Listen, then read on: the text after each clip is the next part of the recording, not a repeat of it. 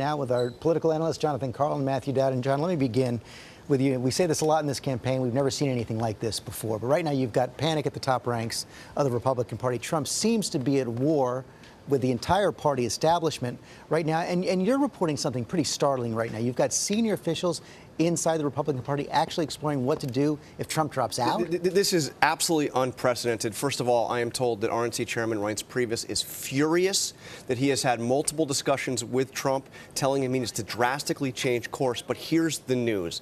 I am told that senior officials at the party are actively exploring what would happen if Trump dropped out, how to replace him on the ballot. The answer, George, is they can't force him out. He would have to go out voluntarily. And then it would be the 168 members of the RNC, through a complicated process, they would pick a new candidate. It would have to happen by early September. But they think that's a real possibility? He is so unpredictable right now. They are so unable to control his message that they just don't know, and they clearly think it is a possibility, which is why they're looking at these rules. So, Matthew Dowd, let's look at the calculation for these other Republican leaders. So far, Paul Ryan, even though he's not endorsed by Donald Trump, not rescinding his endorsement. John McCain meeting with Mike Pence overnight, the vice presidential candidate, but not rescinding his endorsement either. At what point do the calculations change?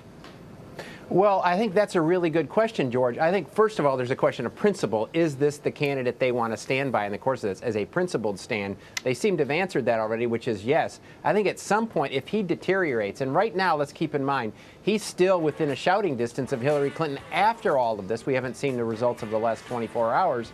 But, George, Donald Trump reminds me of the movie Tin Cup, where the Kevin Costner character, Roy McAvoy, keeps dropping the ball and hitting it in the lake, and he ends up on a 13 on the hole while the crowd watches this whole thing unfold. We are watching this unfold in a way that we've never seen before. And one of the reasons, John Karl, some of the Republicans still standing by Trump, it appears that he still has some ability to raise some money for them.